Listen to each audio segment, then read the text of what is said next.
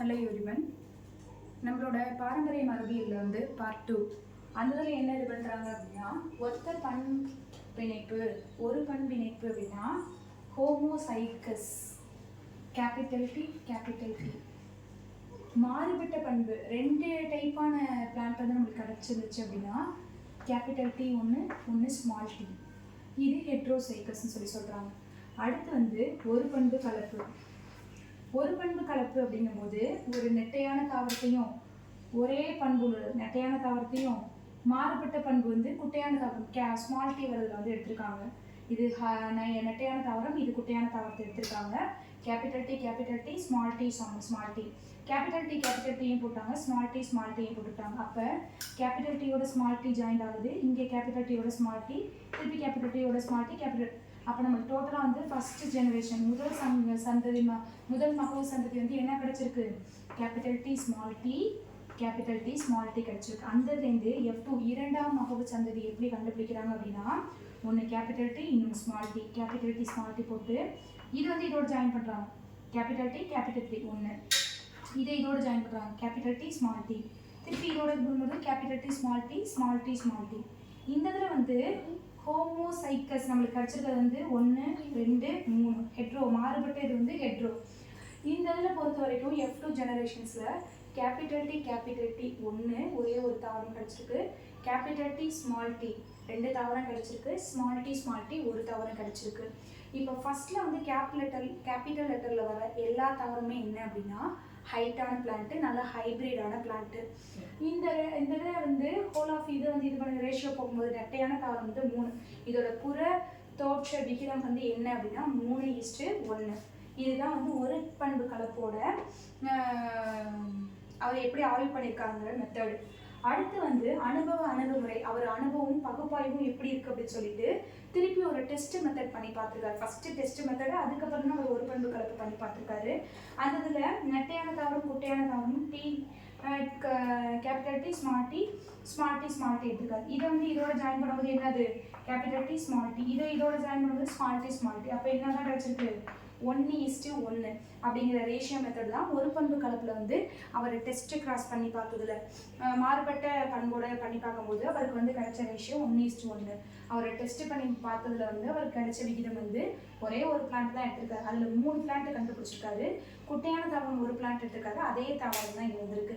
அப்போ இது நம்மளுக்கு கிடைச்ச தாவரம் நெட்டை தாவரம் குட்டை தாவரம் 1 எடுத்துட்டோம், நெட்டை தாவரம் 2 எக்ஸ்ட்ரா கிடைச்சிருக்கு. இந்த அனுபவத்தில் என்ன பிளான்ட் எடுத்துருக்காமே அதே பிளான்ட் தான் அப்படியே கிடச்சிருக்கு அப்படின்னு சொல்லி இது சொல்கிறார் அவர். இது மூலிமா நம்ம தெரிஞ்சுக்கிறது. அடுத்து வந்து இருபண்பு கலப்புக்கு முன்னாடி ஒரே ஒரு கொஷின். இப்போ நிறைய பேர் எல்லாருமே வந்து விதைகள் அப்படிங்கிறத வந்து பார்த்துருப்போம்.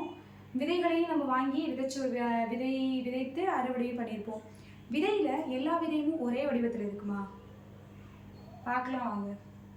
இப்போ இங்கே வந்து இருபண்பு கலப்பில் வந்து மஞ்சள் விதையும் பச்சை விதையும் எடுத்திருக்காங்க. மஞ்சள் விதையை பொறுத்த வரைக்கும் உருண்டையாக எடுத்திருக்காங்க, பச்சை விதையை பொறுத்த வரைக்கும் சுருங்கியது வந்து எடுத்திருக்காங்க.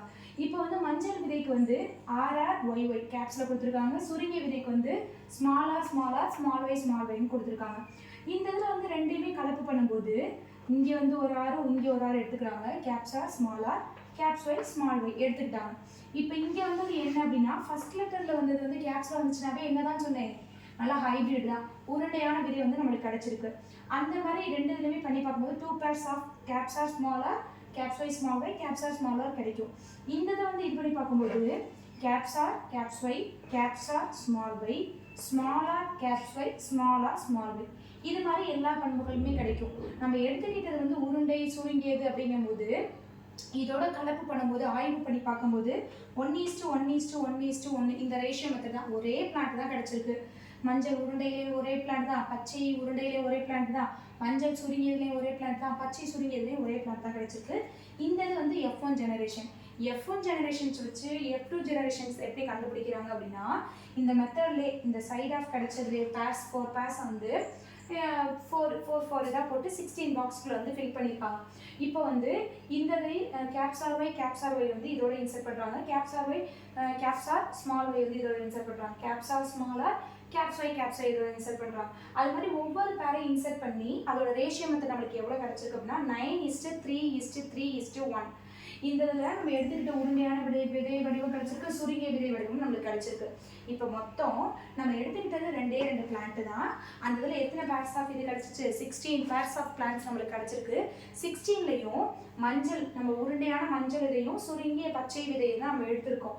ஆனால் வந்து இதில் கிடைச்சது வந்து நம்மளுக்கு என்ன கிடைச்சிருக்கு அப்படின்னா, இந்த 16 பிளான்ட்லையுமே மஞ்சள், உருண்டையான மஞ்சள் விதை உள்ள தாவரம் வந்து 9, மஞ்சள் சுருங்கிய விதை உள்ள தாவரம் வந்து 3, பச்சை உருண்டையான பச்சை கலர்ல வந்து உருண்டையா கிடைச்சிருக்க தாவரம் 3, பச்சை சுருங்கியதுல வந்து ஒரே ஒரு தாவரம் மட்டும் நம்மளுக்கு கிடைச்சிருக்கு. இதோட ரேஷியோ மெத்தட் தான், இதோட விகிதம் தான் 9:3:3:1. இது வந்து இருபண்பு கலப்புக்கான விகித ரேஷியோ மெத்தட்.